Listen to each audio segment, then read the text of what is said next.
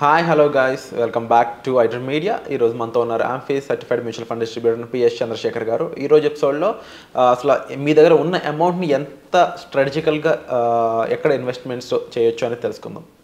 నమస్కారం సార్. నమస్తే అండి. సార్, నేను ఒక కేస్ స్టడీ గురించి ఎక్స్ప్లెయిన్ చేస్తాను. అందులో ఉన్న పర్సన్కి ఏది రైట్ ఏది రాంగ్ చెప్తారా? ఒక పర్సన్ దగ్గర 40 లక్షల రూపాయలు ఉన్నాయి లిక్విడ్ అమౌంట్ అనుకున్నట్లయితే, దాన్ని అతను మ్యూచువల్ ఫండ్స్ ద్వారా మంచి లంసమ్ క్రియేట్ చేయాలనుకుంటున్నాడు. మంచి ఆ లంసమ్ ఇన్వెస్ట్ చేసి మంచి కార్పస్ బిల్డ్ చేయాలనుకుంటున్నాడు. బట్ తనకు అప్పుడు ఒక డౌట్ వచ్చిందనమాట. 40 lakhs అమౌంట్, ఇప్పుడు దీన్ని ఒకేసారి నేను లంసమ్ పెట్టగలనా లేదంటే ఎస్ఐపి పెట్టాలా అని చెప్పేసి, దేనివల్ల బెటర్ అవుట్కమ్ ఉంటుంది అని చెప్పేసి తనకు డౌట్ వస్తుందన్నమాట. సో ఇతనికి మీరు ఇచ్చే క్లారిటీ ఏంటి? విరాజ్ గారు, ఈ ప్రతి ఒక్కరి దగ్గర లంసం ఉండేటప్పుడు ఈ ప్రతి మైండ్లో నడుస్తున్న ఒక క్వశ్చన్ ఏంటంటే ఇదే: మొత్తం డబ్బులు ఒకేసారి పెట్టాలా లేకపోతే క్రమబద్ధంగా ఇన్వెస్ట్ చేస్తూ పోవాలి. సరే, ఇది ఏం చేస్తారంటే, ఒక 40 లక్షలు మీ అకౌంట్లో ఉంది, మీకు మీకు మీకు ఆ డబ్బులు ఎలాంటి ఉపయోగము ఎక్కడ ఏం పెట్టే ఆలోచన లేదు. అంటే ఇన్వెస్ట్మెంట్ పరంగా తప్పించి ఒక బిజినెస్ స్టార్ట్ చేద్దామనో లేకపోతే ఇంకేదైనా చేద్దామనో ఒక థాట్ లేదు. థాట్ లేనప్పుడు మీరు ఇన్వెస్ట్ చేయాలి. ఆ డబ్బులు అంటే 40 లక్షలు మీ దగ్గర ఉన్నాయి, మీరు ఇన్వెస్ట్ చేయాలి అంతే. మ్యూచువల్ ఫండ్స్లో ఇన్వెస్ట్ చేయాలి. మ్యూచువల్ ఫండ్స్లో ఇన్వెస్ట్ చేయాలి అనుకున్నప్పుడు ఫస్ట్ క్వశ్చన్ వాళ్ళకి వచ్చే మైండ్లో ఏంటంటే, ఒకేసారి వేసేయాలా లేకపోతే క్రమబద్ధంగా ఎస్ఐపి అనేది స్టార్ట్ చేసుకుంటూ ఇన్వెస్ట్ చేసుకుంటారు. జనరల్గా ఏమవుతుందంటే సార్, ఇలాంటి వాళ్ళు ఇప్పుడు మా మ్యూచువల్ ఫండ్ డిస్ట్రిబ్యూటర్స్తో మాట్లాడతారు. మేము చెప్తాం స్ట్రాటజీ, మేము ముందు చెప్పాం. రైట్, మా ప్రొఫెషన్ అది. When they come and invest through us, will try to suggest. Right, ఒక పోర్ట్ఫోలియో అనేది క్రియేట్ చేసి, why I say this is nothing is free in this world కదండి విరాజ్ గారు. సో ఒక కస్టమర్ అడిగారు, సో ఐఎమ్ సజెస్ట్ చేస్తున్నా, దీని మీద మాట్లాడుకుందాం సార్. మనం 40 lakhs ఆయన దగ్గర ఉంది, లంసమ్ ఇన్వెస్ట్ చేయాలా సార్, ఎస్ఐపి ఇన్వెస్ట్ చేయాలా అని అడిగారు.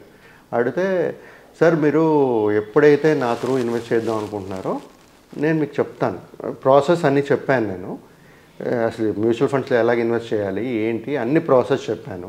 చెప్పిన తర్వాత మీరు కలవండి సార్, ఒకసారి పర్సనల్గా మాట్లాడుకుని మనం డిసైడ్ చేద్దామని చెప్పాను. సో ఇంత మధ్యన ఏమైందంటే, ఇది ఆల్మోస్ట్ 1-2 weeks నుంచి కన్వర్జేషన్ నడుస్తుంది. ఈ మధ్యన వాళ్ళ ఫ్రెండ్స్ ఎవరెవరినో అడిగి ఉంటారు. ఆయన ప్రతి ఒక్కరు అడుగుతారు కదా, అంత డబ్బులు ఇన్వెస్ట్ చేసేటప్పుడు సేఫ్టీ కోసం దీనికోసం. అడుగుతున్నప్పుడు ఏమన్నారంటే, సార్ కొంతమంది లంసమ్గా వద్దంటున్నారు సార్, సిప్ చేయమంటున్నారు, క్రమబద్ధంగా సిప్పు కానీ ఏదో చేయండి, కానీ మ్యూచువల్ ఫండ్స్ మంచి ఇన్వెస్ట్మెంట్ ఇది ఇన్వెస్ట్మెంట్ ఇన్స్ట్రుమెంట్, అక్కడ ఇన్వెస్ట్ చేయండి, కానీ కొంతమంది రెగ్యులర్గా సిప్ రూపంగా ఇన్వెస్ట్ చేయండి అని చెప్తున్నారండి సార్. సజెషన్స్ ఫ్రెండ్స్ లేకపోతే వాళ్ళ చుట్టాలు ఎవరో. ఇప్పుడు మ్యూచువల్ ఫండ్ డిస్ట్రిబ్యూటర్గా నన్ను అడిగారు అనుకోండి సార్, నేను చెప్పేది ఏంటంటే సార్, ఎప్పుడైతే మీకు డబ్బులు అవసరం లేదో, 40 లక్షలు ఉంది, 40 లక్షలు మీకు ఒక 25 సంవత్సరాలు 25 సంవత్సరాలు మీకు వద్దు అనుకుంటున్నారో, అది మీరు ఇన్వెస్ట్మెంట్ చేసి గ్రోత్ చేయాలి అనుకుంటున్నారా, లంసమ్గా చేయమంటాను నేను. బట్ ప్రొవైడెడ్ మార్కెట్ వాలటాలిటీ చూసుకోండి. ఇప్పుడు లాస్ట్ 2-3 weeks 4 weeks మార్కెట్ పడుతుంది, బాగా వాలటైల్గా ఉంది, పడుతుంది. రైట్, కరెక్షన్ మోడ్లో ఉంది. నేనేమంటానంటే సార్, ఇక్కడ మేబీ ఇప్పుడు లంసమ్గా ఎక్కువ అమౌంట్ ఒకేసారి ఇన్వెస్ట్ చేసేటప్పుడు దాని రిటర్న్స్ డిఫరెంట్గా ఉంటుంది. 25 years మీరు ఇన్వెస్ట్ చేస్తున్నారు అనుకోండి, ఓకే, 40 lakhs వేసి 25 years మర్చిపోయారు, దాని రిటర్న్స్ ఒక డిఫరెంట్ ఉంటుంది. అదే మీరు ఈ 40 lakhsని మీరు 25 years మీరు ఇన్వెస్ట్ చేసుకుంటూ పోతే దాని రిటర్న్స్ డిఫరెన్స్ ఉంటుంది. ఫస్ట్ అది అర్థం చేసుకోవాలి. మనం ఈ 40 lakhs ఆ డిఫరెన్స్ అనేది చూద్దాం సార్. ఇవాళ లంసమ్గా 25 సంవత్సరాలు వేసారనుకోండి సార్, ఆయన ఇన్వెస్ట్మెంట్ ఈ 12% రిటర్న్స్ తీసుకోండి, 40 lakhs ఇన్వెస్ట్ చేస్తారు. ఆయన చేస్తే సార్ ఆయనకి 6.8 crores కార్పస్ అనేది క్రియేట్ అయ్యింది. అదే డబ్బులు సిప్ 40 lakhsని ఎవ్రీ మంత్ 25 yearsకి సిప్ కట్టారనుకోండి, అంటే సిప్పు ఎంత అంటే 13,333 రూపాయలు పర్ మంత్ సిప్పు 25 years కట్టారు. 40 lakhs అప్రాక్సిమేట్గా కట్టేశారు. కట్టిన కార్పస్ ఆయన క్రియేట్ అయింది 2.27 crores. 6.8 crores ఎక్కడ, 2.27 crores ఎక్కడ? ఈ ఫిగర్స్ మీకు క్లారిఫై చేస్తుందా ఎక్కడ ఎలాగ ఇన్వెస్ట్ చేయాలనేది? చేస్తుంది కదా. అంటే వాలటిలిటీ లేకపోతే మార్కెట్ బాగుంది అనుకుంటే లంసమ్ చేసేయండి అంటున్నాను నేను, అంతేనా? సో మార్కెట్ బాగాలేనప్పుడు మీ మొత్తం డబ్బులు చేసి కూర్చోబెట్టు, మీరు మీ బ్యాంక్లో పెట్టుకుని కూర్చోలేరు కదా, ఏం చేయాలి అప్పుడు? పార్ట్ ఆఫ్ ద అమౌంట్, అంటే ఒకవేళ మీకు ఇంకా అదర్ సోర్స్ ఆఫ్ ఇన్కమ్ లేదు, జీతం లేదు, మీరు యాడ్ స్టెప్అప్ చేయడానికి అనుకునేటప్పుడు ఈ ఈ ఈ 40 crores కొంత అమౌంట్ ఎస్ఐపి పెట్టుకోండి, కొంత అమౌంట్ పెట్టండి. అప్పుడు ఏంటంటే కార్పస్ ఇప్పుడు 2.27 అన్నాను, ఒకటేమో 6.8 crores అన్నాను, దాని మధ్యన కొంచెం ఎక్కడ వస్తుంది, రైట్? 2 to 6 మధ్యలో వస్తుంది, డిఫరెన్స్ వస్తుంది.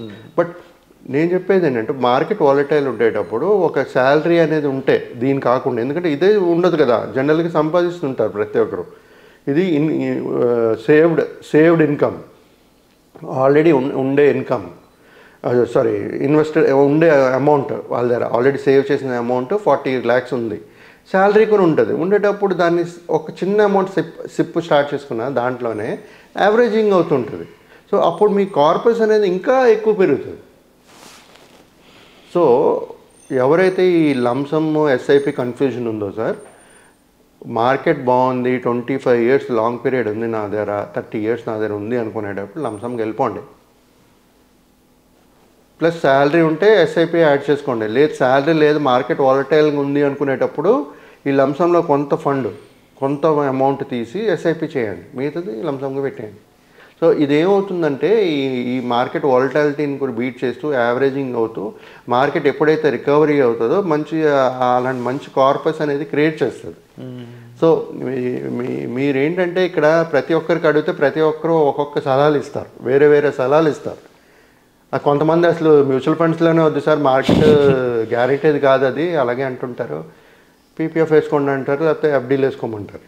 బట్ ఇన్ఫ్లేషన్ కన్సిడర్ చేసి మనం ఫస్ట్ కన్సిడర్ చేయాల్సిందే ఇన్ఫ్లేషన్ అనుకుంటాను.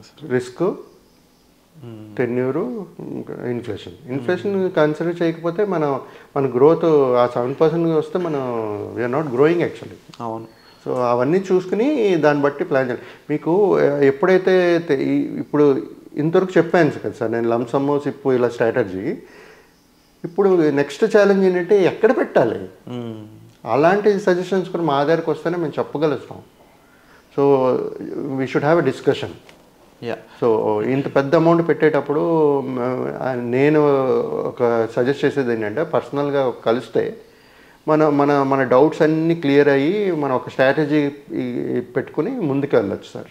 Very clear sir. అండ్ తప్పకుండా ఎంత పెద్ద అమౌంట్ ఇన్వెస్ట్ చేస్తున్నప్పుడు తీసుకోవాల్సిన జాగ్రత్తలు చాలా ఉంటాయండి. అండ్ ఈ అమౌంట్ని సరిగ్గా యూటిలైజ్ చేసుకోగలిగితే మీరు చాలా బెటర్ ఒక పెద్ద అమౌంట్ని చాలా ఈజీగా మీరు క్రియేట్ చేయొచ్చు. బట్ దానికి మీరు వెచ్చించాల్సిన తెలివితేటలు, నాలెడ్జ్, ఇన్ఫర్మేషన్ ఏది తీసుకున్నా అది మీరు ఆ గైడెన్స్ని కేవలం ఒక ప్రొఫెషనల్ దగ్గర మాత్రమే పొందగలరు. సో అలాంటి ప్రొఫెషనల్ అయిన పిఎస్ చంద్రశేఖర్ గారితో మీరు మాట్లాడాలనుకున్నట్లయితే డిస్ప్లే అవుతున్న నెంబర్స్ కాల్ చేసి మీరు పర్సనల్ అపాయింట్మెంట్ అనేది బుక్ చేసుకోవచ్చు. Thank you so much. Thank you.